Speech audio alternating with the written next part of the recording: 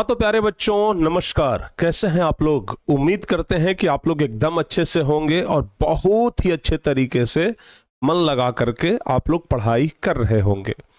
प्यारे बच्चे, आज हम लोग वो चैप्टर पढ़ने जा रहे हैं जिस चैप्टर को या तो अधिकांश टीचर नहीं पढ़ाते हैं, ऐसे ही छोड़ देते हैं कि भाई तुम लोग खुद से पढ़ लेना, या फिर जिस टीचर को पढ़ने में बच्चों को बहुत ज़्यादा आनंद आता है, या तो फिर जिस टीचर को पढ़ने में बहुत सारे बच्चे शर्माते हैं, जिस सब्जेक्ट को जिस चैप्टर को पढ़ने में बहुत सारे बच्चे शर्माते हैं। और ये चैप्टर ना तो शर्म का चीज है ना तो छोड़ने का चीज है, बहुत ज़्यादा इंपॉर्टेंट चैप्टर है परीक्षा के पर्पज से भी और लाइफ के पर्पज से भी, ठीक है ना। तो प्यारे बच्चे, आज हम एक शानदार, एक जबरदस्त, एक जोरदार चैप्टर की शुरुआत करने जा रहे हैं जिसका नाम है जीव जनन क्यों करते हैं, या जीव जनन कैसे करते हैं। जीव जनन कैसे करते हैं, शॉर्टकट में हम लोग बस बोल देते हैं जनन चैप्टर को आज हम लोग पढ़ने वाले हैं। आज हम लोग किस चैप्टर को पढ़ने जा रहे हैं? जनन चैप्टर को पढ़ने जा रहे हैं। तो प्यारे बच्चे, आज जिस चैप्टर का शुभारंभ हम कर रहे हैं, अगर आप इस चैप्टर को शुरू से लेकर के अंत तक पढ़ेंगे ना तो हम बहुत ही अच्छे तरीके से आपको पढ़ाएंगे। लेकिन हाँ, बहुत सारे बच्चे ये भी कहते हैं कि सर जी इस चैप्टर में ना थोड़ा सा सोच समझ करके पढ़ाइएगा सर, ज़्यादा खुल के मत पढ़ाइएगा। जब हम शुरुआती दौर में पढ़ाते थे ना तो हमें भी लगता था कि नहीं भाई, ज़्यादा गहराई में नहीं जाना है, बच्चों को उतना ही बार बताना है जितना में कि काम चल जाए। लेकिन फिर जब धीरे धीरे हम पढ़ाते गए, जब इस चैप्टर का इंपॉर्टेंस हमें पता चलता गया तो फिर लगा कि नहीं, हमें भरपूर कोशिश करनी चाहिए कि इस चैप्टर को बाकी चैप्टर के मुकाबले हम और बेहतर ढंग से समझा सकें। तो कितने ऐसे बच्चे हैं जो चाहते हैं कि हम संकोच करके इस चैप्टर को पढ़ाएं, और कितने ऐसे बच्चे चाहते हैं कि नहीं सर जी पढ़ना है, जब चैप्टर में दिया है तो संकोच किया। बहुत सारे बच्चे इसमें से ऐसे होंगे जो बड़े होकर के डॉक्टर बनेंगे, बहुत सारे बच्चे ऐसे होंगे जो मैट्रिक के बाद नीट की तैयारी करेंगे, बायोलॉजी लेंगे, मैथ के जगह पर बायोलॉजी लेंगे। तो भाई वैसे बच्चों के लिए तो जरूरी है ना कि 10th में ही हम उनका बेसिक मजबूत कर दें। बताइए, वैसे बच्चों के लिए तो काफी जरूरी है ना कि हम एकदम बेहतर तरीके से इस चैप्टर को पढ़ाएं। वैसे बच्चों के लिए तो जरूरी है ना कि हम इस चैप्टर को खुल करके एकदम पढ़ाएं ताकि बच्चे शर्माए ही ना। अरे जब पढ़ना है तो शर्म क्या भाई, हमारे सिलेबस का पार्ट है। समझ में आ रहा है कि नहीं आ रहा है? Reproduction chapter is the part of syllabus. तो जब ये सिलेबस का पार्ट है, जब हमें पढ़ना है तो फिर शर्माना क्या है। तो प्यारे बच्चों, आज हम लोग इस चैप्टर को पूरा खुल के पढ़ाएंगे, ठीक है ना। और लगभग हम ये मान के चल रहे हैं कि 3 क्लास में आपका ये चैप्टर समाप्त हो जाएगा। लेकिन इस 3 क्लास में, इस चैप्टर में हम बहुत कुछ आपको सिखा देंगे, ठीक है ना। और ये हमारे जीवन से जुड़ा हुआ चैप्टर है, हमारे अस्तित्व से जुड़ा हुआ चैप्टर है। सिर्फ हमारे ही अस्तित्व से नहीं, पृथ्वी पर जितने भी सारे जीव जंतु हैं, सभी जीव जंतुओं के अस्तित्व से जुड़ा हुआ यह चैप्टर है। क्योंकि प्यारे बच्चे, आप लोगों को पता है, क्योंकि बाबू आप लोगों को पता है, अच्छे तरीके से आप लोगों को पता है कि अगर इस संसार का अस्तित्व है, अगर लोग अपने जैसे किसी दूसरे संतान का जन्म दे रहे हैं, अपने जैसे दूसरे संतान का अगर जन्म दे रहे हैं, यही नहीं प्यारे बच्चे, यहाँ के जीव जंतु भी अगर अपने जैसे नन्हे मुन्ने दूसरे संतान को अगर जन्म दे रहे हैं, कोई भी जीव हो अगर अपने जैसे किसी दूसरे संतान को जन्म दे रहे हैं, तो इसका कारण सिर्फ और सिर्फ एक ही है, और वो है जनन। वो है प्यारे बच्चे जनन। तो आज है ना, हम लोग इस जनन चैप्टर को पढ़ने वाले हैं, जिस चैप्टर के बदौलत ही क्या होता है, या फिर जिस प्रक्रिया के बदौलत ही क्या होता है, एक संतान, या फिर कह सकते हैं कि एक व्यक्ति अपने जैसे किसी दूसरे संतान को जन्म देता है, ठीक है ना। तो प्यारे बच्चे, हमारा भी अगर जन्म हुआ है, या फिर दुनिया में किसी भी व्यक्ति का, किसी भी जीव का अगर जन्म हुआ है, तो वो जनन प्रक्रिया के फलस्वरूप ही हुआ है। ठीक है ना। अगर किसी भी संतान की उत्पत्ति हुई है तो वो जनन प्रक्रिया के फलस्वरूप ही हुई है, और आगे भी किसी भी संतान का अगर उत्पत्ति होगा तो वो जनन प्रक्रिया के फलस्वरूप ही होगा। समझ में आ रहा है ना। तो बाबू एक बात का खास ख्याल रखिएगा, जनन चैप्टर काफी इंपॉर्टेंट है और इस चैप्टर में जो बताए गए चीज हैं वो भी काफी इंपॉर्टेंट है, आपके सिलेबस के लिहाज से भी, आपके जीवन के लिहाज से भी, आपके अस्तित्व के लिहाज से भी और इस ब्रह्मांड के अस्तित्व के लिहाज से भी। तो इसलिए हम लोग एकदम खुल करके इस चैप्टर को पढ़ेंगे, ठीक है ना। हाँ, तो कुर्सी की पेटी बांध लीजिए क्योंकि हम आज तहलका मचाने वाले हैं, ठीक है बाबू। एक बार आप लोग क्या करिए, क्लास को ना एकदम जल्दी से एक बार शेयर कर दीजिए, तो ठीक है ना, देरी नहीं होना चाहिए, ठीक है ना। एक बार फटाफट से आप लोग क्या करिए, इस क्लास को शेयर कर दीजिए। सभी बच्चे एक बार इस क्लास को शेयर कर दीजिए। जो भी बच्चे इस क्लास में नहीं जुड़े हैं उनके पास भी इस क्लास को शेयर कर दीजिए, और सभी बच्चे क्लास को लाइक कर दीजिए, ठीक है ना। सभी बच्चे क्लास को क्या करिए, लाइक कर दीजिए, ठीक है बाबू। अच्छा, कितने ऐसे बच्चे हैं जो इस चैप्टर का इंतजार बड़ा बेसब्री से कर रहे थे? अगर हाँ तो फिर आप लोग यस सर जरूर लिखिएगा। कितने ऐसे बच्चे हैं जो इस चैप्टर का इंतजार बहुत ही बेसब्री से कर रहे थे? बहुत ही बेसब्री से कर रहे थे ना, हैं? चलिए, बहुत अच्छी बात है। देखो बाबू, थोड़ा बहुत ना हम आपको पहले बेसिक कॉन्सेप्ट समझाते हैं, उसके बाद हम आपको चैप्टर पे लेकर के चलेंगे, ठीक है ना। क्योंकि इस चैप्टर को पढ़ने से पहले, समझने से पहले थोड़ा बेसिक कॉन्सेप्ट जान लेना बहुत जरूरी है। तो सबसे पहले हम आपको बेसिक कॉन्सेप्ट बताते हैं। देखो बाबू, सबसे पहली बात तो यह है कि अगर जनन प्रक्रिया होना है, सबसे पहली बात यह है कि अगर जनन प्रक्रिया, इसी को हम लोग बाबू प्रजनन भी कहते हैं, इसी को प्रजनन भी कहते हैं, अंतर नहीं है, ठीक है ना, जनन या प्रजनन, ठीक है ना। तो जनन प्रक्रिया में कौन कौन लोग भाग लेते हैं? सबसे पहली बात तो यह है, जनन प्रक्रिया में कौन कौन लोग भाग लेते हैं, ठीक है ना बाबू। सबसे पहली बात तो यह है कि जनन प्रक्रिया में कौन कौन से लोग भाग लेते हैं।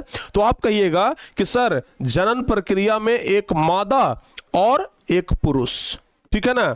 जनन प्रक्रिया में एक मादा और एक पुरुष भाग लेते हैं, यही ना कहिएगा। या फिर पुरुष के जगह अगर पुरुष लिखते हैं तो इससे यह स्पष्ट होता है कि हम व्यक्ति की बात कर रहे हैं, तो हम मादा के जगह, मादा तो रहने देते हैं, लेकिन पुरुष के जगह हम नर लिख देते हैं। यानी कि जनन प्रक्रिया तभी संभव हो पाएगा जब एक मादा और एक पुरुष का मेल हो, ठीक है ना, जब एक मादा और एक पुरुष का संयोग हो। लेकिन कुछ जनन ऐसे भी होते हैं जिसमें मादा पुरुष का जरूरत नहीं पड़ता है, आपको यह जानकर के आश्चर्य होगा, ठीक है ना।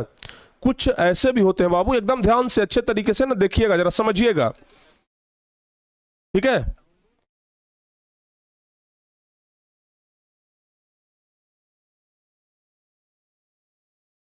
समझ में आ रहा है बाबू? हैं? समझ में आ रहा है आप लोगों को? जल्दी से बताइए, आप लोगों को क्या समझ में आ रहा है? हाँ या ना, फटाफट से बताइए बाबू, क्या आप लोगों को समझ में आ रहा है? Yes sir. तो बाबू ध्यान रखना, मादा और नर दोनों भाग लेते हैं, मादा और नर दोनों भाग लेते हैं। और नर और मादा जब आपस में मिलते हैं, नर और मादा जब आपस में मिलते हैं तो दोनों के मिलने से ही प्यारे बच्चों क्या होता है? जनन प्रक्रिया होता है। क्या होता है? जनन प्रक्रिया। लेकिन इस चैप्टर में हम आगे प्यारे बच्चों आपको पढ़ाएंगे कि बिना मादा और बिना नर के भी जनन हो जाता है। अच्छा, आप लोग तो ये जानते होंगे ना, आप लोगों को तो ये पता होगा कि जनन तभी संभव है जब मादा और नर दोनों आपस में मिलेंगे, ठीक है ना। लेकिन अच्छा, आप लोग बताइए, क्या एक अकेला जीव जनन कर सकता है कि नहीं कर सकता है? बताइए फटाफट से, बताओ बाबू जल्दी से, क्या एक अकेला जीव जनन कर सकता है कि नहीं कर सकता है? हाँ या ना, जल्दी से बताइए, फटाफट से बताओ बाबू।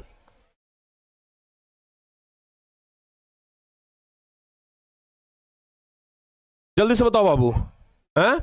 क्या एक अकेला जीव, दो की हम बात नहीं कर रहे हैं, हम दो की बात नहीं कर रहे हैं, एक अकेला जीव जनन कर सकता है कि नहीं कर सकता है? हाँ या ना बताइए। तो कहेंगे कि हाँ सर बिल्कुल। आप में से बहुत सारे बच्चे तो नहीं सर कह रहे हैं, लेकिन हम कहते हैं कि हाँ बिल्कुल हो सकता है। लेकिन वो जीव एक कोशिकीय जीव होते हैं, ठीक है ना। एक कोशिकीय जीव, ध्यान रखिएगा, एक कोशिकीय जीव होते हैं प्यारे बच्चे, जो अकेले ही जनन कर लेते हैं, यानी कि उनको अगर मतलब दूसरे जीव का जरूरत नहीं है। समझ में आ रहा है कि नहीं आ रहा है? दूसरे जीव का जरूरत नहीं है, उन्हें दूसरे जीव का जरूरत नहीं है, अकेले वो कर सकते हैं। समझ में आ रहा है ना? उन्हें दूसरे जीव का जरूरत नहीं है, वो अकेले कर सकते हैं, और इसलिए वैसे जनन को हम एक अलग कैटेगरी में रखते हैं। और वैसे जनन जो कि मादा और नर दोनों के मिश्रण से होता है, दोनों के मिलने से होता है, संयोग से होता है, तो उसे हम एक अलग कैटेगरी में रखते हैं। समझ में आ रहा है आप लोगों को? बताइए, क्या आप लोगों को समझ में आ रहा है, हाँ या ना? बताओ बाबू, समझ में आ रहा है ना? तो ये बात आप लोग ध्यान रखिएगा। तो मादा और नर दोनों के मिलने से होता है। तो चलिए अब हम लोग बात करते हैं कि आखिर जनन होता क्या है।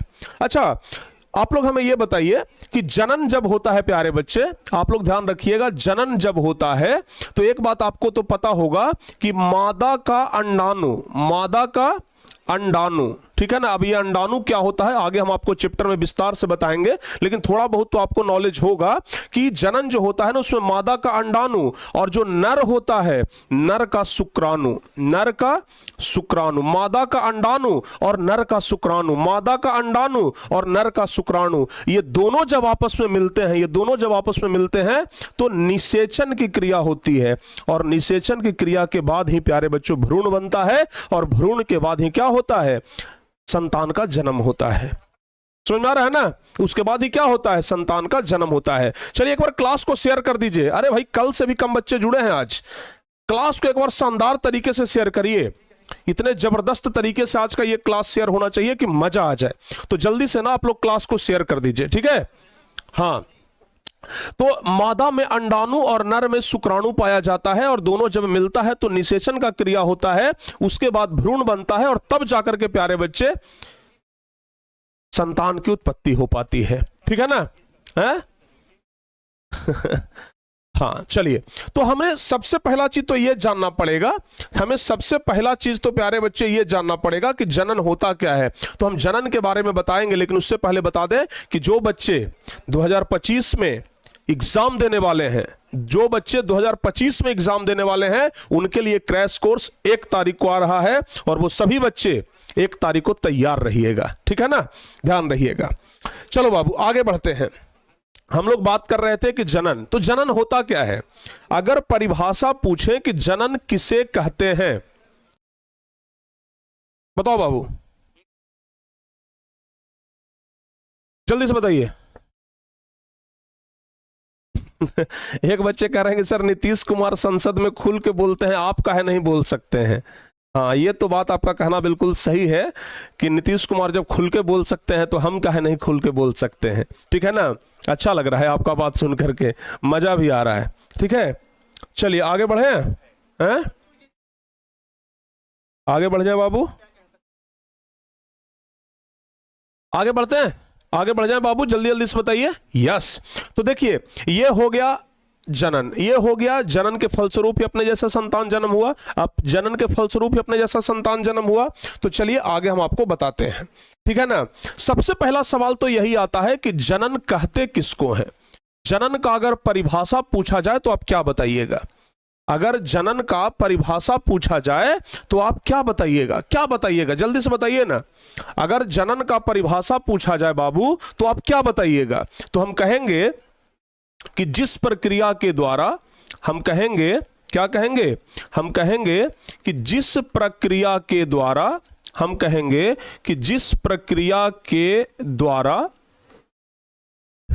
हम कहेंगे कि जिस प्रक्रिया के द्वारा कोई जीव अपने जैसा समान संतान को उत्पन्न करता है, जिस प्रक्रिया के द्वारा कोई जीव, जिस प्रक्रिया के द्वारा कोई जीव अपने जैसा, जिस प्रक्रिया के द्वारा कोई जीव अपने जैसा समान संतान को जन्म देता है, अपने जैसा समान संतान को, अपने जैसा समान संतान को जन्म देता है, तो उसे क्या कहते हैं? कोई जीव अपने जैसे समान संतान को जन्म देता है तो उसे क्या कहते हैं? तो उसे जनन कहते हैं, तो उसे जनन कहते हैं। कोई जीव अगर अपने जैसे समान संतान को जन्म देता है तो उसे क्या कहते हैं? जनन कहते हैं। याद रहेगा, कोई भी जीव अगर अपने जैसे समान संतान को जन्म दे रहा है तो उसको जनन कहेंगे। जैसे आप लोग देख रहे हैं कि ये चूहा है, चूहा नहीं कह सकते, चूहिया कह सकते हैं। और चूहिया अपने जैसे समान संतान को देख रहे हैं, कितना प्यारा प्यारा छोटा छोटा बच्चा है, हैं? तो ये जनन प्रक्रिया के द्वारा ही न हो पाया है। बताइए, ये जनन प्रक्रिया के ही द्वारा हो पाया है। यहां पर गाय देख रहे हैं, अपने जैसे छोटे बछड़े को जन्म दी है, तो भाई ये जनन प्रक्रिया के द्वारा हो पाया है। ठीक है ना। यहां तक कि हम मानव की बात करते हैं, एक मां अपने जैसे समान संतान को जन्म देती है, तो भाई ये सब जनन प्रक्रिया के द्वारा ही होता है। तो इसलिए हम कह सकते हैं कि जिस प्रक्रिया के द्वारा कोई भी जीव अपने जैसे समान संतान को जन्म देता है उसे क्या कहते हैं? जनन कहते हैं। अब अपने जैसे समान संतान को लिखना बहुत जरूरी है। कुछ बच्चे क्या करते हैं कि अपने जैसे समान संतान को नहीं लिखते हैं। ठीक है ना। अरे भाई, अपने जैसे जरूरी है ना। अगर गाय का बच्चा है, देखिए अगर गाय है तो वो गाय के बच्चे को ही जन्म देगा। कभी ऐसा सुने हैं कि बंदर दे दिया हाथी के बच्चा को जन्म? कभी ऐसा हुआ है? कभी ऐसा नहीं हो सकता है। कभी ऐसा नहीं हो सकता है कि एक बंदर हाथी के बच्चे को जन्म दे दिया। कभी ऐसा नहीं हो सकता है कि एक बंदर जो है वो हाथी के बच्चे को जन्म दे दिया, एक हथनी है जो भैंस के बच्चे को जन्म दे दी। ऐसा कभी हो सकता है? नहीं हो सकता है। जनन प्रक्रिया में अपने ही जैसे समान संतान की उत्पत्ति होती है। समझ में आ रहा है ना? हाँ, समझ में आ रहा है। और ध्यान रखना बाबू, जिस प्रकार से जीवित रहने के लिए श्वसन जरूरी है, जिस प्रकार से भोजन जरूरी है, जिस प्रकार से ऑक्सीजन जरूरी है, क्या उस प्रकार से जनन भी जरूरी है? बताइए, क्या उस प्रकार से जनन भी जरूरी है? आप में से कितने बच्चे का सवाल आएगा कि हाँ या ना? क्या जनन की क्रिया हमें जीवित रहने के लिए अनिवार्य है? अगर कोई व्यक्ति अगर जनन ना करे, ठीक है ना, अगर कोई व्यक्ति जनन ना करे, जनन कहने का मतलब प्यारे बच्चों सेक्स कह सकते हैं। ठीक है ना।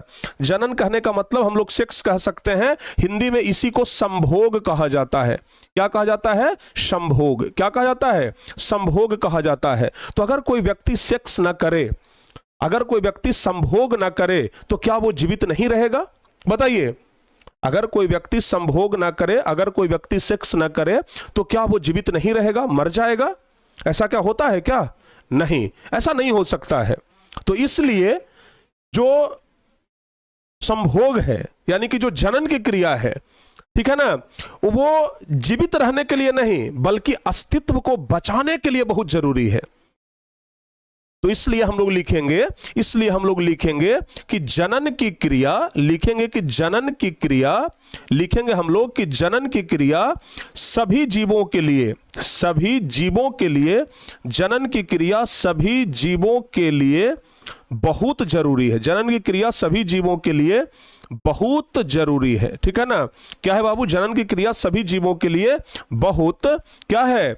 जरूरी है। जनन की क्रिया सभी जीवों के लिए बहुत जरूरी है, ताकि, अब देखिए, बहुत जरूरी है लेकिन ऐसा नहीं कि इसके बिना व्यक्ति मर जाएगा। जैसे ऑक्सीजन हमारे लिए बहुत जरूरी है, लेकिन अगर ऑक्सीजन नहीं मिलेगा तो हम लोग मर जाएंगे। समझ में आ रहा है ना। भोजन बहुत जरूरी है, भोजन नहीं मिलेगा तो मर जाएंगे। ठीक है ना।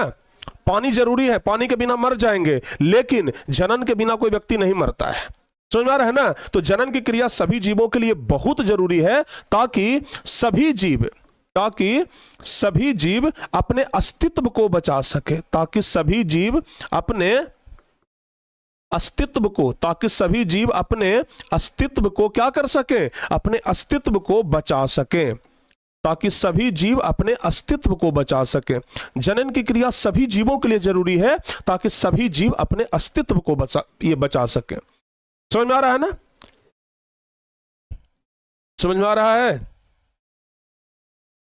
चलो बाबू, अब देखिए ना, आपको एक चीज बताते हैं। मान लिया जाए कि ये कोई एक नर है। ठीक है ना। ये कोई एक नर है। ठीक है ना। मान लिया जाए ये कोई एक नर है। ठीक है ना। और यह कोई एक मादा है। ठीक है, सुनिएगा एकदम ध्यान से। ठीक है ना। एकदम अच्छे तरीके से हम आपको बताएंगे। यह मान लिया जाए कोई एक मादा है। ठीक है, यह कोई एक मादा है। ओके, ये कोई मादा है। ठीक है ना। ये कोई मादा है। अब दोनों के बीच में क्या होता है बाबू? सेक्स, संभोग। ठीक है, दोनों के बीच में संभोग होता है और संभोग के फलस्वरूप एक नन्हा मुन्हा छोटा सा बच्चा का जन्म होता है। ठीक है ना, एक नन्हा मुन्हा छोटा सा बच्चा का क्या होता है, जन्म होता है। ठीक है, एक छोटा सा बच्चा का जन्म हुआ, तो ये दोनों के बीच में क्या हुआ, संभोग हुआ, इसके फलस्वरूप एक छोटा सा बच्चा का जन्म हुआ। तो संभोग के फलस्वरूप यानी कि जनन के फलस्वरूप, ध्यान से सुनिएगा, जनन के फलस्वरूप जिसका जन्म हुआ इसे क्या कहते हैं, इसे हम लोग संतान कहते हैं। क्या कहते हैं, संतान, या इसी को प्यारे बच्चों संतति भी कहते हैं। क्या कहते हैं, संतति। क्या कहते हैं, संतति या संतान, याद रहेगा, ध्यान रखिएगा, इसको हम लोग संतान कहेंगे या संतति कहेंगे। ठीक है ना, लेकिन ये दोनों जिन लोगों ने मिल करके इसको जन्म दिया, इनको क्या कहेंगे, तो इनको प्यारे बच्चों जनक कहेंगे। क्या कहेंगे, जनक कहेंगे। बताइए, समझ में आया, सभी बच्चों को समझ में आ रहा है, हाँ या ना? हाँ, समझ में आ रहा है ना बाबू, समझ में आ रहा है सभी बच्चों को? सारे डाउट्स क्लियर करेंगे आपका, सारे डाउट्स आपका क्लियर करेंगे। ठीक है ना, एक भी डाउट्स आपका नहीं रह पाएगा। ठीक है बाबू, एक भी डाउट्स आपका क्लियर। सर जानवर में एक ही बार में संतान होता है और मनुष्य में एक बार में संतान नहीं होता है, ऐसा क्यों? ऐसा नहीं है बाबू। ठीक है ना, उसके लिए एक चीज है। ठीक है ना, उसके लिए आगे हम आपको बताएंगे मासिक चक्र के बारे में, जिसको कि पीरियड्स कहते हैं। क्या कहते हैं, पीरियड्स, जो कि लड़कियों में, महिलाओं में, मादा में होता है हर एक महीने। ठीक है ना, हर एक महीने होता है, और उसमें क्या होता है कि अंडाणु फैलोपियन नलिका में आते हैं। जो महिलाओं में जो अंडाणु पाया जाता है ना, वो आता है फैलोपियन नलिका में। महिलाओं में जो अंडाणु पाया जाता है वो कहां आता है, फैलोपियन नलिका में आता है। और उस समय अगर पुरुष का शुक्राणु उस अंडाणु से जाकर के मिल जाए, तो उस समय एक ही बार में वो अंडा जो है वो निषेचित हो जाएगा और भ्रूण बन जाएगा, और फिर बच्चे का निर्माण हो जाएगा। ठीक है ना, ध्यान रखिएगा। तो वैसे ही होता है, जिस तरीके से एक जीव में होता है, मनुष्य में होता है, उसी प्रकार से जानवरों में होता है, अलग अलग नहीं होता है। ठीक है ना, अलग अलग नहीं होता है, सब कुछ बताएंगे भाई। ठीक है ना, सर कॉन्डम क्या होता है सर जी, बाबू इसके बारे में भी बताएंगे। ठीक है ना, वह एक निरोधक होता है, वह एक निरोधक होता है, सेफ्टी भी होता है। ठीक है ना, आगे चल करके हम आपको एड्स रोग के बारे में बताएंगे। आगे चल करके इसी चैप्टर में आगे हम आपको एड्स रोग के बारे में बताएंगे, और उसमें हम आपको यह चीज बताएंगे कि जो एड्स रोग होता है ना, वो एक जानलेवा रोग होता है, और कंडोम की मदद से उससे बचा जा सकता है। ठीक है ना, असुरक्षित यौन सेक्स के कारण, ध्यान रखिएगा, असुरक्षित यौन सेक्स के कारण ही क्या होता है, क्या होता है, एड्स रोग होता है। ये हम आपको आगे बताएंगे। अगर मान लिया जाए, सुनिए, अगर मान लिया जाए कि ये दोनों में से किसी एक को एड्स हो गया, सुनिएगा जरा ध्यान से, अगर मान लिया जाए कि ये दोनों में से किसी एक को भी अगर एड्स हो गया, और अगर ये दोनों के बीच में संभोग होगा, तो फिर एड्स दोनों को हो जाएगा। ठीक है ना, इससे बचने के लिए ही किसका उपयोग किया जाता है, एक निरोधक, जिसको कि हम लोग कॉन्डम कहते हैं। और महिलाओं में कॉपर टी होता है जिसका प्रयोग किया जाता है। समझ में आ रहा है, महिलाओं में एक निरोधक होता है जिसको कॉपर टी कहते हैं। तो ये इन सब चीजों के बारे में ना बाबू हम बताएंगे। एड्स क्या होता है इसके बारे में भी बताएंगे। तो फिलहाल सुनिए, आप लोगों को हम बता रहे थे कि जनन जो होता है ना, आप लोग को हम बता रहे थे कि जनन जो होता है इसमें दो लोग भाग लेते हैं, एक पुरुष और एक मादा, एक नर और एक मादा। जनन जो होता है इसमें दो लोग भाग लेते हैं, एक नर और एक मादा, और ये दोनों के मिलने के फलस्वरूप संतान की उत्पत्ति होती है। समझ में आ रहा है ना, और जो लोग इस क्रिया में भाग लिए उन्हें जनक कहा जाता है। तो आप लोग बताइए, अगर हम बोलें कि हम लोगों के जनक कौन है, आप लोगों के जनक कौन है, तो आप क्या जवाब दीजिएगा? अगर हम बोलें कि आप लोगों के जनक कौन है या हमारे जनक कौन है, तो क्या जवाब देंगे? जवाब देंगे माता पिता। क्या जवाब देंगे? माता पिता। ठीक है ना, ये हमारे जनक हैं, जन्मदाता भी जिसको बोलते हैं। ठीक है ना, जनक को ही प्यारे बच्चे क्या बोल सकते हैं? जन्मदाता बोल सकते हैं। जनक को ही हम लोग क्या बोल सकते हैं? जन्मदाता बोल सकते हैं। क्लियर हुआ? बताओ बाबू जल्दी से, क्लियर हुआ हाँ या ना? क्लियर हो गया तो जल्दी से एक बार बता दीजिए यस और नो। अगर क्लियर हो गया हो तो एक बार जल्दी से बता दीजिए हाँ या ना, फटाफट से। सब बच्चों का क्लियर हो गया? चलिए, एकदम क्रिस्टल क्लियर है ना? यस सर, बहुत बढ़िया। अरे धीरे धीरे करके सब कुछ बता देंगे, चिंता मत करिए ना। अब एक के बार में पूछ लीजिएगा सब चीज, बिना कहले भी हम बहुत कुछ बताएंगे, काहे चिंता कर रहे हैं। पहले पढ़िए तो ध्यान से, पहले ध्यान से पढ़ लो बाबू, तब बताएंगे। एकदम समझ में आ रहा है ना, एकदम अच्छे तरीके से बताएंगे, आप लोगों को चिंता करने की जरूरत ही नहीं है। ठीक है, तो ध्यान रखिएगा, एक पुरुष और एक महिला, ध्यान रखिएगा, एक पुरुष और एक महिला जब आपस में संभोग करते हैं तो इस संभोग के फलस्वरूप ही प्यारे बच्चे क्या होता है, ध्यान रखिएगा, जब एक पुरुष और एक महिला जब आपस में संभोग करते हैं तो इस संभोग के फलस्वरूप ही क्या होता है, जनन की क्रिया होती है और तब जाकर के संतान की उत्पत्ति होती है। यानी कि जो बहुकोशिकीय जीव हैं उनमें बहुत जरूरी है कि नर और मादा का होना। समझ में आ रहा है ना। चलिए आगे बढ़ते हैं, अब आगे बढ़ते हैं। हम आपको यहां पर लेकर के चल रहे थे, जनक में माता पिता आते हैं जो कि जन्म देते हैं, ठीक है ना, जो कि क्या करते हैं, जन्म देते हैं। ठीक है बाबू, चलिए आगे बढ़ते हैं। अब देखिए, अब बात करते हैं जनन का, अब बात करते हैं जनन का कि जनन कितने प्रकार के होते हैं। अब बात करते हैं जनन का कि जनन कितने प्रकार के होते हैं। तो बाबू याद रखिएगा आप लोग, अगर हम बात करें कि जनन कितने प्रकार का होता है, जनन अगर हम बात करें कि जनन कितने प्रकार का होता है, जनन कितने प्रकार का होता है, जनन कितने प्रकार का होता है या फिर कितने चरणों में संपन्न होता है, यह भी कह सकते हैं। तो आप लोग ध्यान रखिएगा, आप लोग बताइए बाबू कि जनन कितने प्रकार का होता है, जनन कितने प्रकार का होता है, फटाफट से। और क्लास को सब बच्चे शेयर कर दीजिए भाई, 4000 बच्चे जुड़ने वाले हैं, क्या बात है। जल्दी से आप लोग क्लास को शेयर कर दीजिए। अनेक प्रकार के होते हैं, एक बच्चे कहेंगे सर अनेक प्रकार के होते हैं। अरे भाई जनक अनेक, ये जनन अनेक प्रकार के नहीं होते हैं, 2 ही प्रकार के होते हैं, ठीक है ना। जनन 2 प्रकार के, पहला होता है प्यारे बच्चों अलैंगिक जनन, अलैंगिक जनन, ठीक है ना, अलैंगिक जनन पहला हो गया।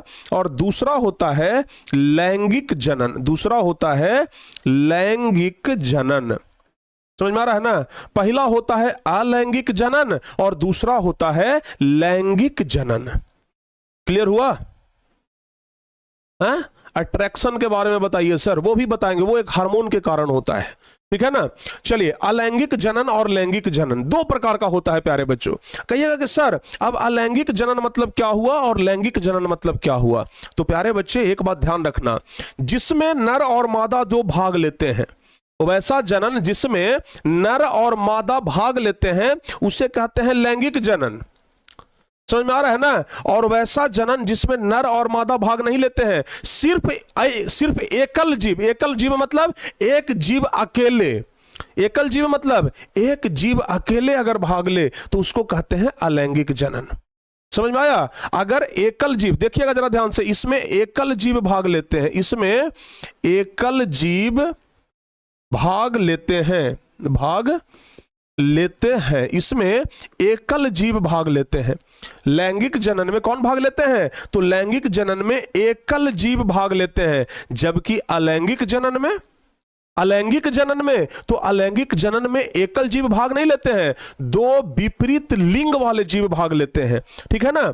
2 विपरीत लिंग वाले जीव भाग लेते हैं, 2 विपरीत लिंग वाले जीव भाग लेते हैं, ठीक है ना, भाग लेते हैं, 2 विपरीत लिंग वाले जीव भाग लेते हैं, जबकि इसमें एकल जीव। कहिएगा कि सर एकल जीव कैसे भाग लेता है, समझ में आ रहा है ना।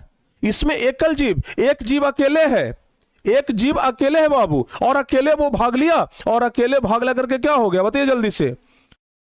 अकेले भाग लेकर के क्या हुआ, अकेले भाग लिया और अकेले भाग लेकर के एक नया जीव बना लिया, तो वो क्या हो जाएगा, एकल जीव नहीं होगा बाबू, उसे हम लोग कहेंगे अलैंगिक जनन। लेकिन एक ऐसा जनन भी होता है जिसमें 2 जीव, जैसे अगर हम चाहें या फिर आप चाहें तो अकेले किसी नए जीव का निर्माण नहीं कर सकते हैं, अकेले किसी नए जीव का निर्माण नहीं हो सकता है, उसके लिए 2 विपरीत लिंग वाले जीव चाहिए। अगर एक नर है तो एक मादा चाहिए, तब जाकर के प्यारे बच्चे क्या होगा, लैंगिक जनन होगा, तब जाकर के नए जीव का उत्पत्ति होगा। लेकिन अगर एकल, ये अलैंगिक जनन हो रहा है तो उसमें एकल जीव ही भाग लेते हैं। कहिएगा कि सर जरा इसके बारे में बताइए ना सर, ये तो पहली बार सुन रहे हैं कि एकल जीव, अकेले जीव कैसे नया जीव का उत्पत्ति कर दिया। ये तो सर एकदम अजूबा हो जाएगा, अकेले वो जीव कैसे कर देगा उत्पत्ति। बाबू कोई अजूबा नहीं है, हम यहाँ पर जो आपको बता रहे हैं उसको जरा ध्यान से आप लोग पढ़िए। यहाँ पर अजूबा चीज नहीं है, एकदम बढ़िया चीज आपको बता रहे हैं, ठीक है ना।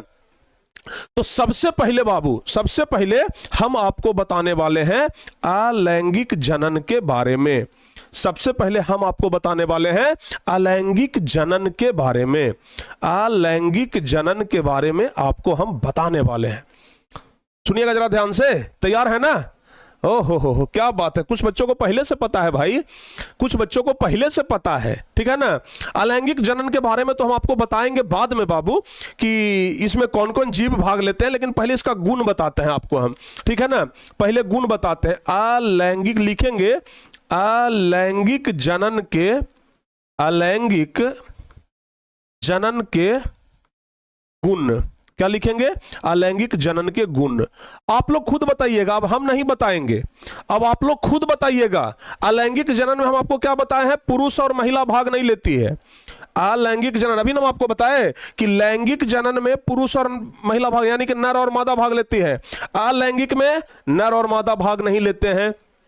तो जब, अच्छा ये बताइए, अभी आपको पता है ना, अभी आपको पता है कि पुरुषों में क्या पाया जाता है बाबू? शुक्राणु के अंडाणु। जल्दी से बताइए। तो कहिएगा कि सर पुरुषों में शुक्राणु पाया जाता है और महिलाओं में बाबू, तो ध्यान रखना, महिलाओं में पाया जाता है अंडाणु। समझ में आया कि नहीं आया बाबू? बताओ जल्दी से, समझ में आया?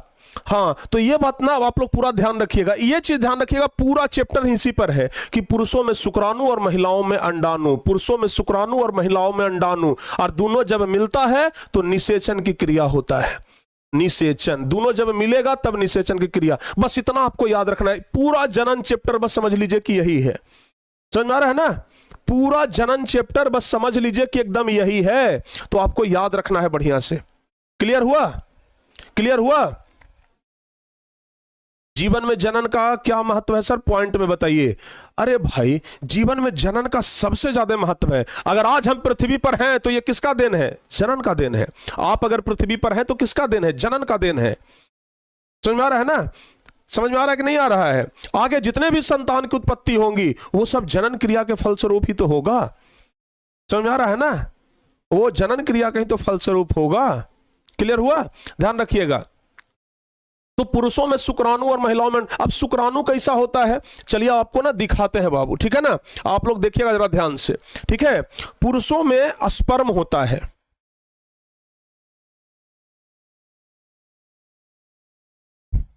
आपको दिखाते हैं फोटो। पुरुषों में क्या होता है बाबू? ध्यान रखिएगा, स्पर्म होता है, ठीक है ना। पुरुषों में क्या होता है? स्पर्म होता है। चलिए आपको दिखाते हैं। पुरुषों में क्या होता है बाबू? स्पर्म होता है, ठीक है ना। ये होता है स्पर्म। पुरुषों में क्या होता है? स्पर्म होता है। शायद आपको नहीं दिख रहा होगा अच्छे तरीके से, कोई बढ़िया फोटो अगर हो तो हम दिखा देते हैं आपको।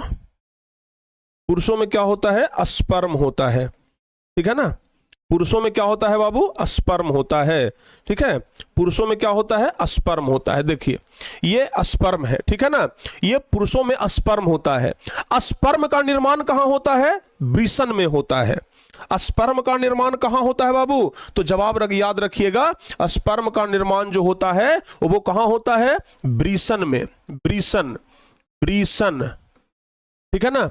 वृषण में होता है। इसका निर्माण कहां होता है? वृषण में होता है, ठीक है ना। जिसको कि आप लोग पुरुषों में जानते होंगे कि ये एक जोड़ा पाया जाता है, ठीक है ना। एक जोड़ा पाया जाता है, ठीक है। इसको बोलचाल की भाषा में अंडकोश भी कहते हैं। अंडकोश, ठीक है ना।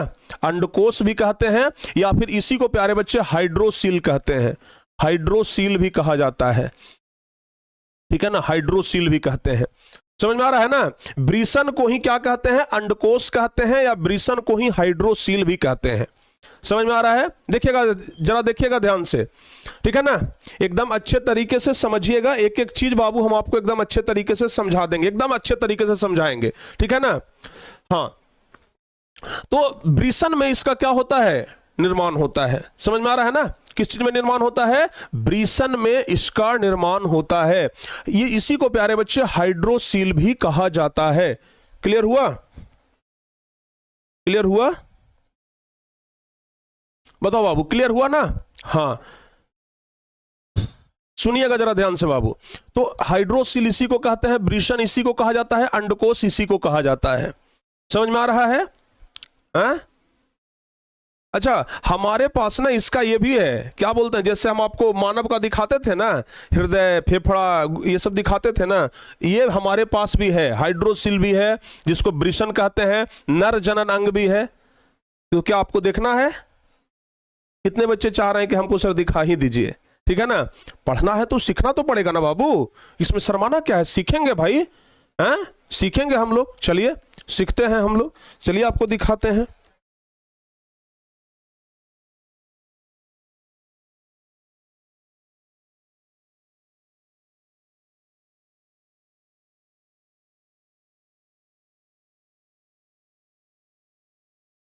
चलिए आपको बाबू एकदम अच्छे तरीके से सिखाएंगे, लेकिन अपनी संख्या को थोड़ा बढ़ाइए, शेयर कर दीजिए, 4000 बच्चे जुड़ जाइए तब दिखाएंगे। ठीक है ना, जल्दी से शेयर कर दीजिए धड़ाधड़ से।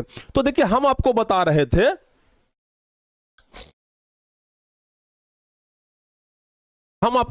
थे, कि वीर्य जो होता है प्यारे बच्चे, इसी में क्या पाया जाता है? इसी वीर्य में शुक्राणु पाया जाता है। क्या पाया जाता है? शुक्राणु पाया जाता है। ठीक है ना बाबू, ध्यान रखिएगा, इसी वीर्य में क्या पाया जाता है? शुक्राणु।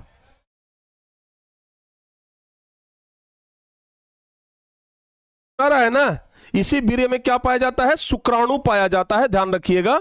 और शुक्राणु में क्या होता है कि ये शुक्राणु एक दो नहीं होते हैं। जैसे आप एक बार ध्यान रखिएगा कि अगर कोई मनुष्य एक बार अपना ये स्पर्म रिलीज करता है तो उसमें लाखों की संख्या में शुक्राणु होते हैं।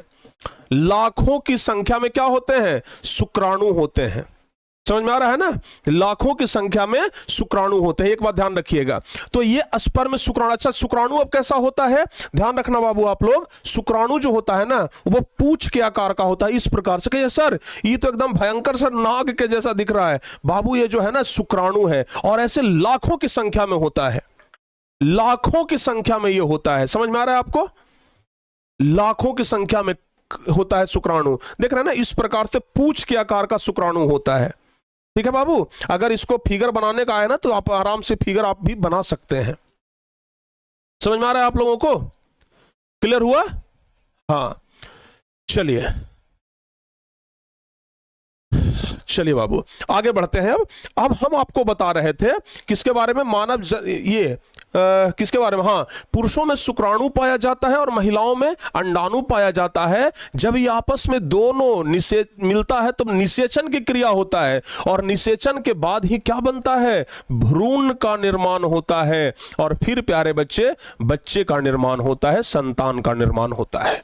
समझ में आ रहा है? क्लियर बताइए। और चलिए भाई, 4000 बच्चे जुड़ गए हैं, क्या बात है, बहुत अच्छी बात है। ठीक है ना, यहां तक सभी बच्चे को समझ में आ गया? यहां तक सभी बच्चे को समझ में आ गया? चलिए, बहुत अच्छी बात है। तो हम आपको कहां पर लेकर के चल रहे थे? हम आपको कहां पर लेकर के चल रहे थे? वीर्य पर। कि देखो बाबू, पुरुषों में ना यही होता है, इसी के अंदर शुक्राणु होता है, और लाखों के अंदर। अच्छा, शुक्राणु का निर्माण कहां पर होता है? जल्दी से बताइए, कहां चल गया जी? शुक्राणु का निर्माण कहां पर होता है बाबू? एकदम फटाफट से बता दीजिए। ये क्या है बाबू? वीर्य है, जिसको कि क्या कहते हैं? स्पर्म कहते हैं, स्पर्म कहते हैं। ठीक है ना, और बताइए आप लोग हमें जल्दी से, कि इसी में क्या पाया जाता है? शुक्राणु पाया जाता है। और शुक्राणु का निर्माण कहां होता है? शुक्राणु का निर्माण कहां होता है? तो शुक्राणु का निर्माण प्यारे बच्चे किसमें? वृषण में होता है। किसमें होता है? वृषण में। अच्छा, कुछ बच्चे ये पूछ रहे हैं कि सर मानव का जो नर जनन अंग होता है वो क्या अलग होता है? देखो बाबू, एक बात बताते हैं, मानव का नर जनन अंग, एक बात ना आप लोग ध्यान रखिएगा, मानव का नर जनन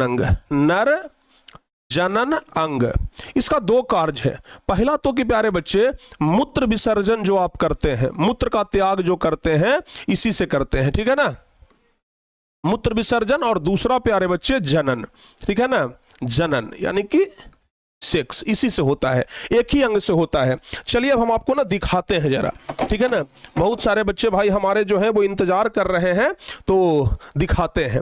देखिए मानव का नर जनन अंग के बारे में सर बताइए, एक बच्चे पूछ रहे हैं कि सर जी मानव के नर जनन अंग के बारे में बताइए।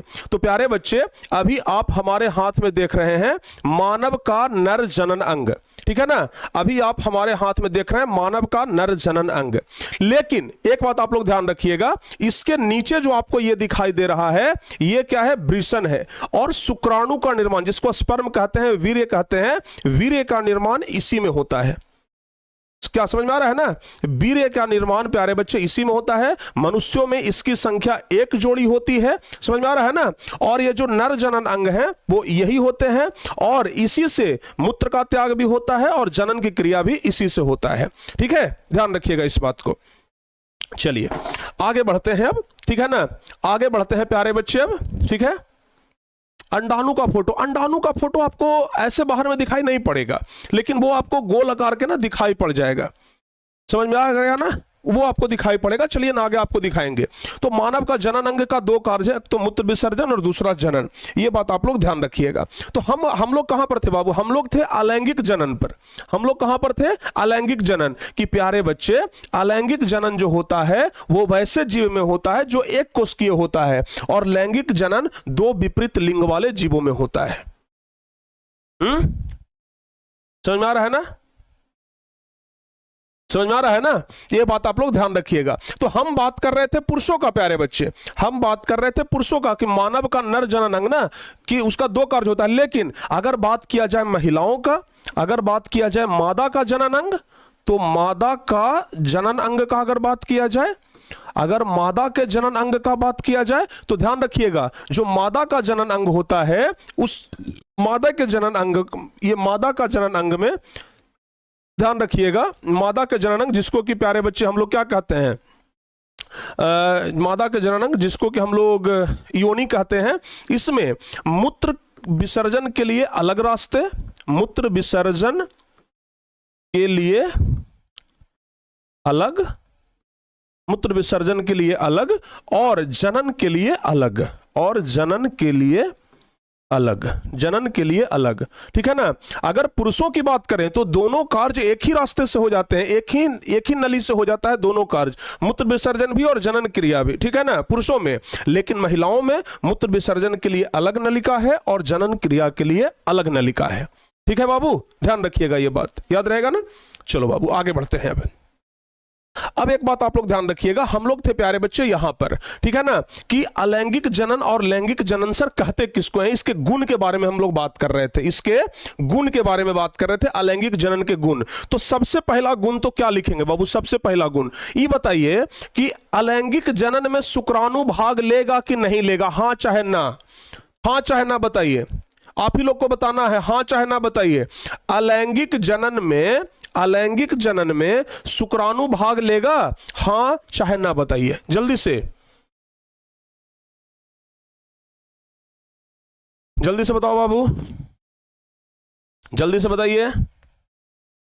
अलैंगिक जनन में शुक्राणु भाग लेगा, हां या ना, जाहिर सी बात है, अभी हम आपको बोले हैं कि अलैंगिक जनन में नर और मादा का जरूरत ही नहीं पड़ता है, ठीक है ना, अलैंगिक जनन में न नर का जरूरत पड़ता है और न ही मादा का जरूरत पड़ता है। तो जाहिर सी बात है कि इसमें शुक्राणु भाग नहीं लेगा, इसमें शुक्राणु भाग नहीं लेगा, इसमें शुक्राणु भाग नहीं लेगा, याद रहेगा कि नहीं रहेगा, इसमें शुक्राणु भाग नहीं लेता है।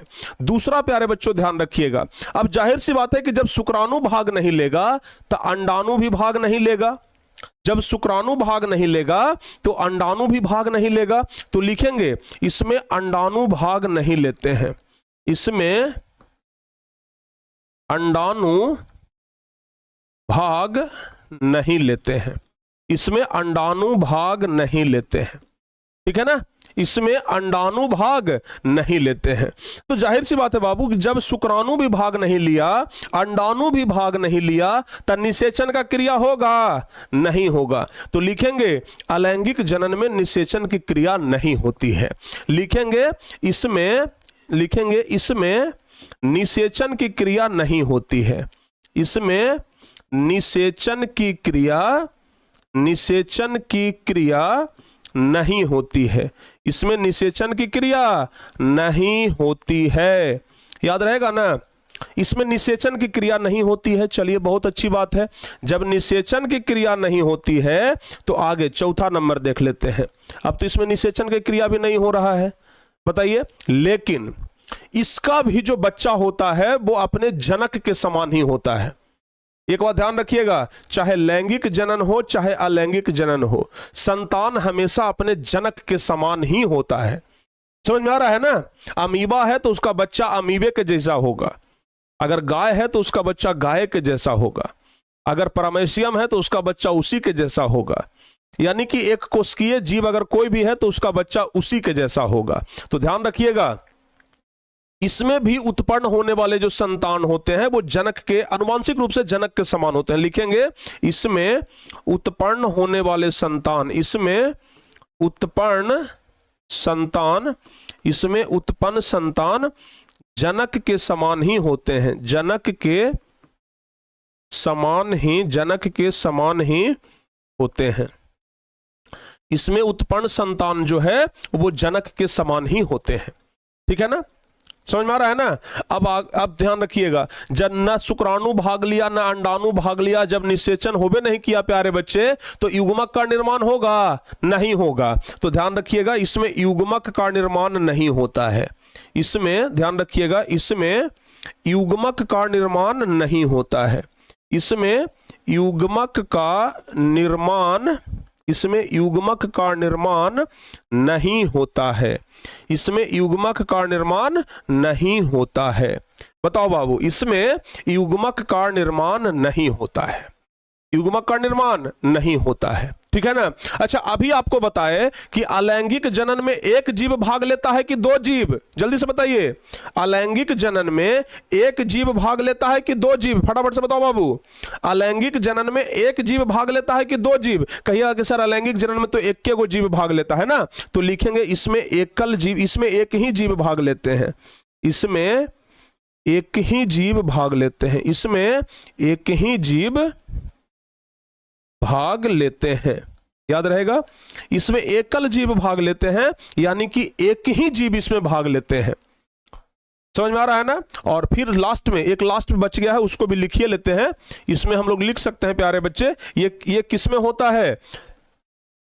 अलैंगिक जनन की क्रिया किस में होता है? तो लिखेंगे यह सरल जीव कहने का मतलब एक कोशिकीय जीव, तो सरल जीव और पादपों में होता है। ठीक है ना? सातवां लिखेंगे यह सरल जीव एवं पादपों में होता है। पादप मतलब पौधा। ठीक है ना? यह सरल जीव एवं पादप यानी कि पौधा। तो यह सरल जीव एवं पादपों में होता है। किसमें होता है? तो सरल जीवों एवं पादपों में होता है। क्लियर हुआ? समझ में आ गया ना? सरल जीव एवं पादपों में होता है। चलो बाबू, अब आगे बढ़ते हैं। अब अलैंगिक जनन कितने प्रकार से होते हैं, अब ये आपको बताते हैं। ठीक है ना? जैसे लैंगिक जनन की बात करें तो लैंगिक जनन तो एक के प्रकार से होता है। लैंगिक जनन तो एक के प्रकार से होता है भाई, उसमें नर और मादा का संभोग होगा। लेकिन अलैंगिक जनन जो है वो कई एक प्रकार से होता है।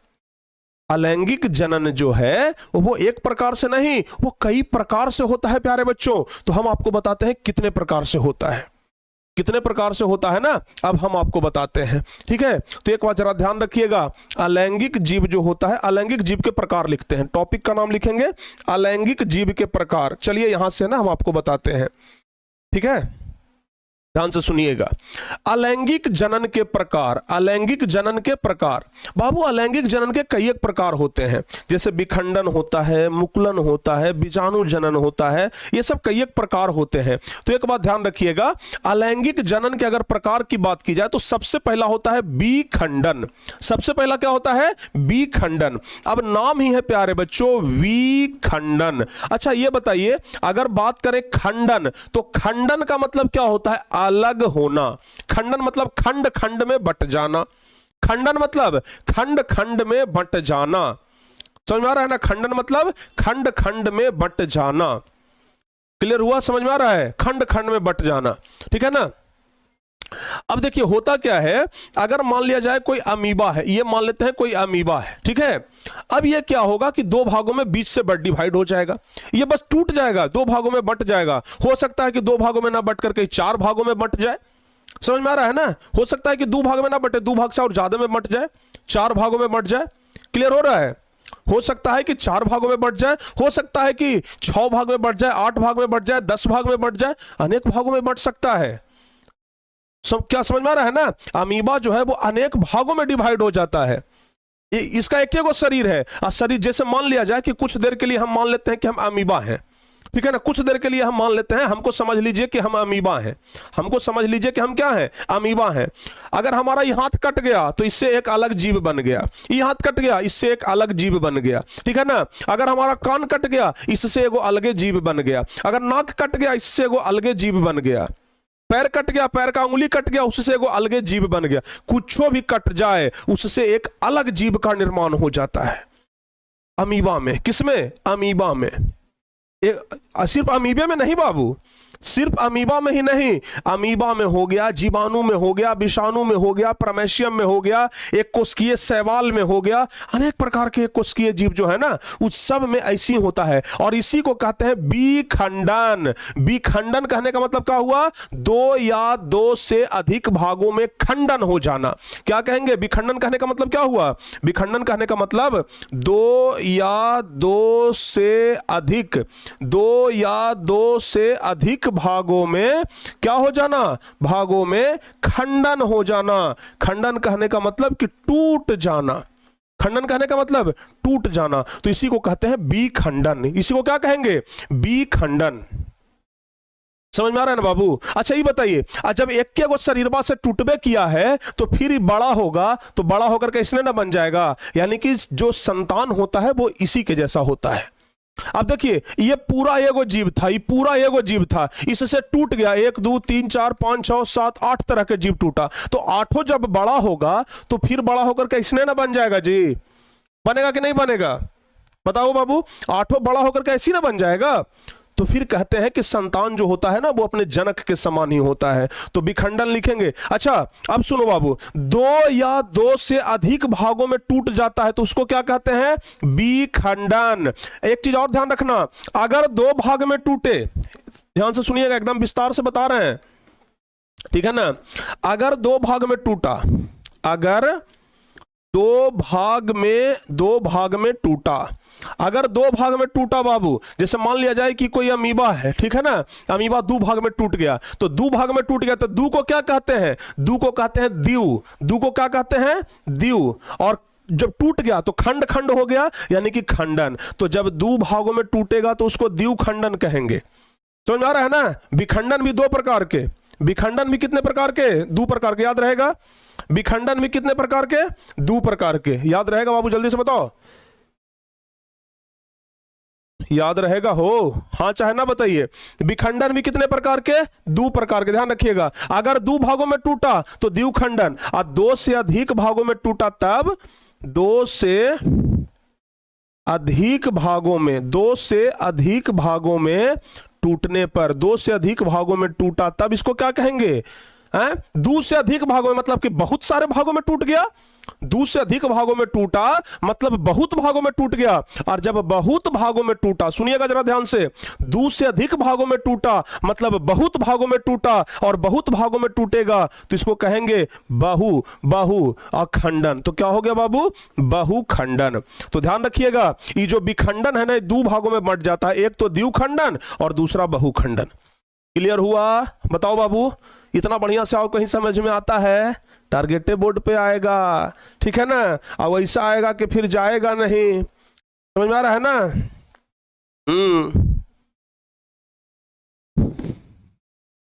सपना चाहे टूट भी जाए, दिल न किसी का टूटने पाए, ठीक है ना बाबू, ध्यान रखिएगा एकदम। तो ये हो गया क्या? द्विखंडन। ये हो गया क्या? बहुखंडन। क्लियर हो रहा है? अरे क्लियर हो रहा है ना? एकदम क्लियर हो जाएगा। सुनिए, ये हो गया द्विखंडन, ये हो गया बहुखंडन। एकदम क्रिस्टल क्लियर है? Yes sir. तो चलो बाबू आगे बढ़ते हैं, अब आगे बढ़ते हैं। अब तो देखिए, यही चीज को यहां पर हम लिख भी दिए हैं, ठीक है ना, यही चीज को लिखे हैं। देखिए विखंडन क्या है? अलैंगिक जनन की वह विधि जिसमें जीव यानी कि जो जनक है वो दो या दो से अधिक भागों में अगर विभक्त हो जाए यानी टूट जाए और टूट करके स्वतंत्र जीवन यापन करना शुरू कर दे तो उसे कहते हैं प्यारे बच्चों विखंडन। और टूटेगा तो अपने जो संतति होगा वो कैसा होगा? अपने जनक के जैसा ही होगा, अपने जनक के जैसा ही होगा, ठीक है ना।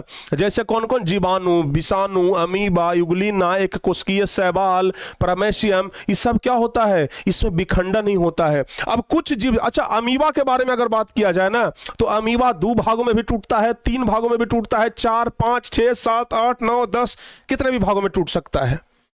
अमीबा कितने भी भागों में टूट सकता है। इसलिए अमीबा को प्यारे बच्चे हम लोग द्विखंडन और बहुखंडन दोनों में रखते हैं, ठीक है ना। अमीबा को द्विखंडन और बहुखंडन दोनों में रखते हैं, ठीक है ना। दोनों दने मजा मारता है जी। अमीबा जो है ना वो द्विपट्टी मजा लेता है, दोनों दने मजा लेता है। द्विखंडन, हम 2 भाग में टूटेंगे। अमीबा कहता है कि बहुखंडन, हम बहुत भागों में टूटेंगे। तो ये दोनों भागों में टूटता है, बहुखंडन में भी और द्विखंडन में भी। समझ में आ रहा है ना? हाँ, तो एकदम इसको दोगुना मजा है। किसको? अमीबा को। समझ में आ गया ना? अब देखो बाबू, एक चीज आप ध्यान रखिएगा, एक चीज ना आप ध्यान रखिएगा, ठीक है। एक चीज आप ध्यान रखिएगा कि विखंडन आपको बता दिए कि जो टूट के अलग हो जाए और टूट के अलग होकर के एक नया जीव बना ले तो उसको कहते हैं विखंडन। टूट करके अलग हो जाए और अलग होकर के एक नया जीव बना ले तो उसको क्या कहते हैं? विखंडन। अब अगर 2 भाग में टूट गया था द्विखंडन। विखंडन की वह विधि जिसमें जनक 2 भागों में विभक्त होकर के स्वतंत्र जीवन यापन करते हैं। कितने भागों में? 2 भागों में विभक्त होकर के स्वतंत्र जीवन यापन करते हैं और अपने मातृ संतति के जैसा संतान की उत्पत्ति करते हैं तो उसको क्या कहते हैं? द्विखंडन। 2 भागों में टूटा तो उसको द्विखंडन, 2 भागों में टूटा तो उसको द्विखंडन। सर रियल में ऐसा होता है? हे भगवान, इका झूठो पढ़ा रहे हैं जी? अरे काल्पनिक बात कर रहे हैं हम, रियल बात कर रहे हैं भाई, रियल रियल ओरिजिनल। अमीबा के बारे में बतिया रहे हैं, सपना तो कहीं नहीं ना देख रहे हैं। सर सचमुच में ऐसा होता है? कहा सर? अरे सपना नहीं हकीकत दिखा रहे हैं हम, सपने नहीं हकीकत बुनते हैं, इसलिए बच्चे टारगेट बोर्ड को चुनते हैं। कहां रहते हैं आप हैं? चलो बाबू आगे बढ़ते हैं। तो द्विखंडन समझ गए ना। अब बहुखंडन क्या होता है बाबू?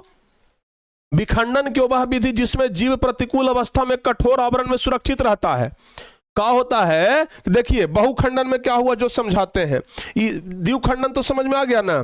द्विखंडन कहां चला गया जी? द्विखंडन समझ में आ गया ना बाबू?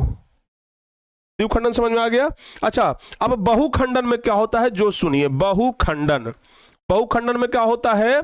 जैसे एक गोला है, ठीक है ना, और इस गोला के अंदर ढेर सारा जीव है, एकदम एकदम ऐसे ऐसे एकदम घचपचाइल है। समझ में आ रहा है ना?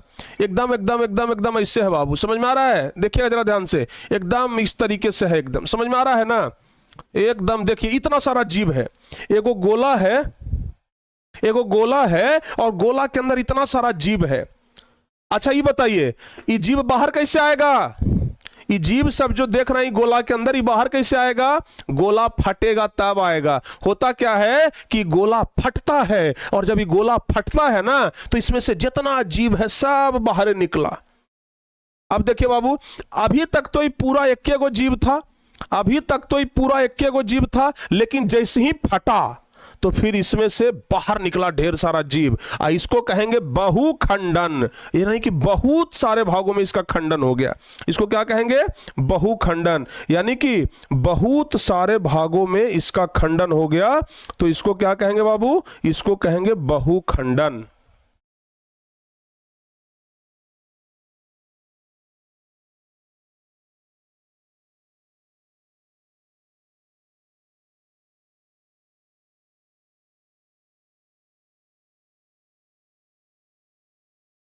समझ में आ रहा है बाबू? हाँ या ना बोलिए,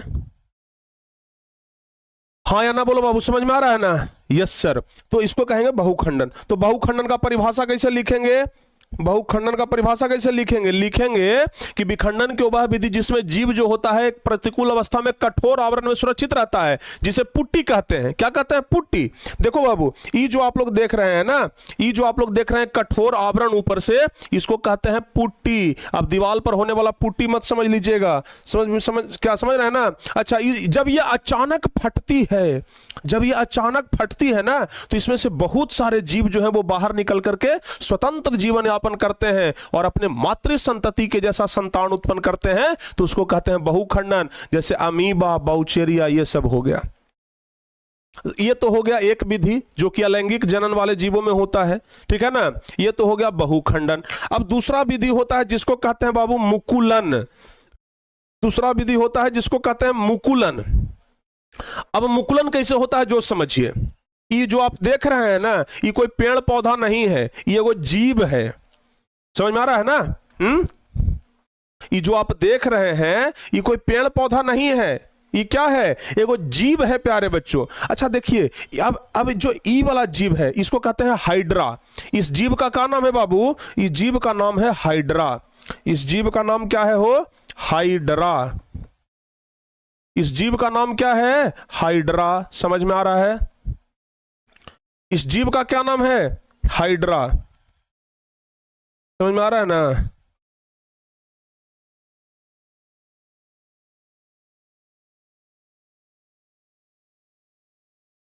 समझ में आ रहा है बाबू? है? ये जीव का क्या नाम है? हाइड्रा। अच्छा, अब हाइड्रा कैसे बढ़ता है? जैसे मान लिया जाए ये वो हाइड्रा है, अभी उधर वाले को झांक देते हैं हम पूरा, उधर वाले को अब मत देखिए, ये दोनों को मत देखिए, खाली इसको देखिए।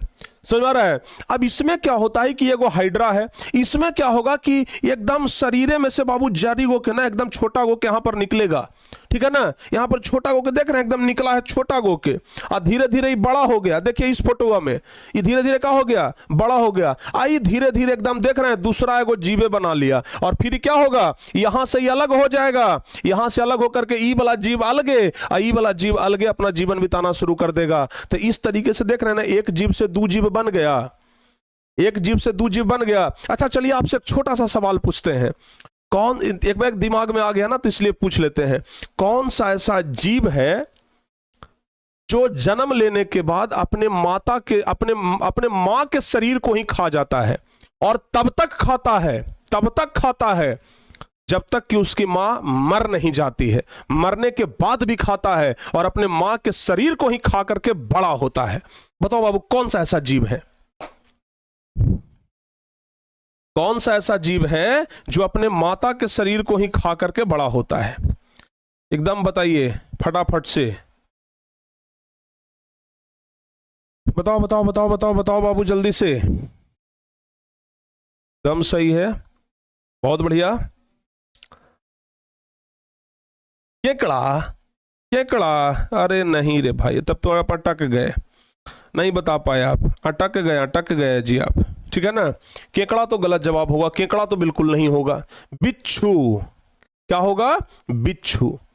बिच्छू का बच्चा जब जन्म लेता है ना तो अपने माँ के शरीर के ऊपर बैठ जाएगा और अपने माँ के शरीर को ही खाना शुरू कर देगा, और जब तक खाएगा तब तक खाएगा तब तक खाएगा जब पूरा वो अपने माँ को खा नहीं जाएगा, ठीक है ना? तो बिच्छू, ध्यान रखिएगा, ठीक है ना? तो उसी प्रकार से बाबू हाइड्रा है, लेकिन ये खाता नहीं है, लेकिन एक एक शरीर से दूसरा शरीर बन जाता है। जैसे मान लिया जाए कि कुछ समय के लिए आप हमको हाइड्रा मान लीजिए, कुछ समय के लिए आप हमको हाइड्रा मान लीजिए, ठीक है ना? अच्छा कभी कभी देखते हैं व्यक्ति के शरीर में से क्या निकलता है? ये मस्सा निकलता है, देखते हैं ना कि कभी इधर से मस्सा निकल गया, कभी इधर से मस्सा निकल गया।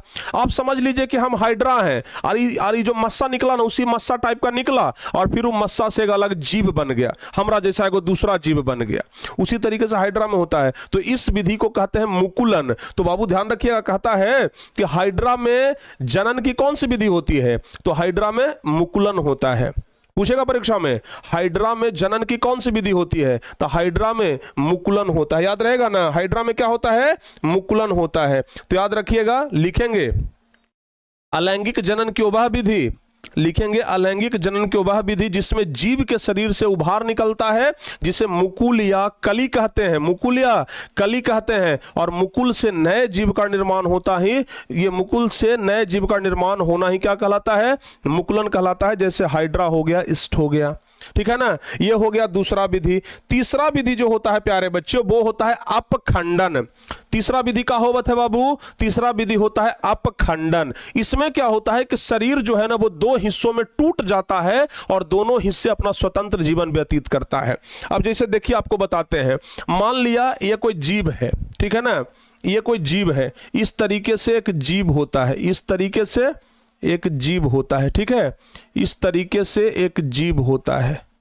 अभी क्या होगा, ये दो तीन जगह से टूट जाएगा, यहां से टूट गया, यहां से टूट गया, यहां से टूट गया। देख लीजिए अभी क्या गो जीव बन गया? एगो जीव था, अब 4 गो जीव बन गया। एगो जीव था ना, अब 4 गो जीव बन गया। तो इसको क्या कहते हैं जी? इसको कहते हैं अपखंडन। जब कोई जनक का शरीर 2 हिस्सों में टूट जाए, आप लोग देख रहे हैं एक शरीर था 3 हिस्सा में टूट गया, धीरे धीरे करके यही 3 हिस्सा बड़ा होने लग गया। समझ में आ रहा है ना? ये जो 3 हिस्सा में टूटा, धीरे धीरे यही वाला क्या हो जाएगा? बड़ा हो जाएगा, ये वाला बड़ा हो जाएगा, ये वाला बड़ा, और जब फिर ये वाला बड़ा होगा तो फिर से ये 3-4 हिस्सा में टूट जाएगा। तो तो ऐसे ही करते करते इसके जीव का विस्तार होता है। समझ में आ रहा है ना? तो इसको कहते हैं अपखंडन। क्या कहते हैं? अपखंडन कहते हैं। अब उसके बाद होता है पुनर्जनन या पुनरुद्भवन। पुनर्जनन का है बाबू, जरा समझाते हैं, जरा समझिए। छिपकली को देखे हैं? अगर छिपकली का पुच्छी है, छिपकली का पुच्छी होता है ना, थोड़ा सा ऐसे मारिएगा ना पुच्छिया पर, पुच्छिया कट जाएगा, पुच्छी क्या होगा? कट जाएगा। लेकिन छिपकली को देखिएगा धीरे धीरे धीरे धीरे करके फिर से नया पूछ बन जाता है, फिर से नया पूछ जलम जाएगा, ठीक है ना। छिपकली में देखिएगा फिर से नया पूछ जो है वो जलम जाएगा। छिपकली में नहीं, ऑक्टोपस को जानते होंगे, इस समुद्र में रहता है, मुख्य रूप से पानी में रहता है, एक तरीके का मछली है। ये ऑक्टोपस का ना ढेर सारा ऐसा पैर होता है, ढेर सारा पैर होता है बाबू। अगर एक दूगो कट जाए, जैसे देखिए ये कट गया, ये कट गया, समझ में आ रहा है ना, ये कट गया है और इधर देखिए ये कट गया है, तो अगर ये दोनों में से कोई कट जाए फिर से नया फूट जाएगा, फिर से नया बन जाएगा। समझ गए ना? तो इसको कहते हैं पुनर्जनन। इसको क्या कहते हैं? पुनर्जनन। अलैंगिक जनन की वह विधि जिसमें जीव शरीर के कटे भाग से नए जीव का विकास होता है, उसे पुनर्जनन कहा जाता है। जैसे प्लेनेरिया, अमीबा, ईस्ट, फीता कृमि हो गया, छिपकली हो गया, ये सब होता है, ठीक है ना। चलिए आगे बढ़ते हैं बाबू। अब अगला क्या कह रहा है? अगला होता है, जानिएगा, ध्यान रखिएगा, कायिक जनन। कायिक जनन क्या है? अगर किसी, अच्छा, कायिक जनन जो होता है ना वो मुख्य रूप से पौधों में होता है। और पौधों में क्या होता है कि जड़, तना, पत्ती के माध्यम से नया पौधा बन जाता है। आप प्यारे बच्चे आलू को रोपते हैं, आलूआ को बीच से काट भी दीजिएगा ना, तभी भी इससे नया पौधा बन जाएगा। क्या बन जाएगा? नया पौधा। प्याज को आप काट दीजिए, इससे नया पौधा बन जाएगा। क्या समझ में आ रहा है ना? गुलाब का जो पंखुड़ी होता है, पंखुड़ी को काट करके आप मिट्टी में रोप दीजिए, नया पौधा बन जाएगा। यानी कि अगर जड़ को काट दीजिए तो नया पौधा, तना को भी काट करके रोप दीजिए तो नया पौधा, पत्ती को भी काट दीजिए तो नया पौधा। देख रहे हैं ना, आलू को काट करके क्या बना दिया गया है? आधा कर दिया, फिर भी नया पौधा का निर्माण हो गया ना। तो अगर कटे हुए भाग से भी अगर आधा काट दे और फिर भी नया पौधा का विकास हो जाए तो उसी को कहते हैं कायिक जनन। उसी को कायिक जनन कहते हैं। जैसे शकरकंद, ओल, ओल देखे हैं? घर में मम्मी जब ओल को उखाड़ती होंगी तो उसमें छोटा छोटा छोटा छोटा जो बाहर से जो निकला हुआ रहता है ना, उसको तोड़ करके फिर से मिट्टी में गाड़ देती हैं कि फिर से नया पौधा बन जाएगा, फिर से नया बड़का ओल बन जाएगा, ठीक है ना। तो ये होता है कायिक जनन। समझ में आ रहा है? और एक सबसे लास्ट में होता है, वो होता है बाबू बीजाणु जनन। सबसे लास्ट में होता है वो होता है बीजाणु जनन। तो एक बात ध्यान रखिएगा, बीजाणु जनन अलैंगिक जनन की वह उन्नत विधि है। यह मुख्य रूप से निम्न श्रेणी के जीवों जैसे जीवाणु, शैवाल एवं कवक आदि में पाया जाता है। बीजाणुधानी एक सूक्ष्म थैली जैसी संरचना होती है, एक थैला जैसा संरचना होता है, ठीक है ना। और इस थैला जैसा संरचना के अंदर असंख्य गोलाकार सूक्ष्म जीवाणु होते हैं। एगो थैला मान लिया जाए कि एगो, मतलब उसी प्रकार से समझ लीजिए विखंडन के, ये बहुखंडन के जैसा, ठीक है ना, कि एक थैला है बना हुआ और इसके अंदर देख रहे हैं कि ढेर सारा जीव है। एक थैला जैसा बना हुआ है और इसके अंदर ढेर सारा जीव है। और जब क्या होता है, अनुकूलित परिवेश जब मिलता है तो बाबू ये बाहर निकलता है और नया जीव का निर्माण कर लेता है। तो इसी को कहते हैं बीजाणु जनन। इसको क्या कहते हैं? बीजाणु जनन कहते हैं। क्या कहते हैं बाबू? बीजाणु जनन कहते हैं।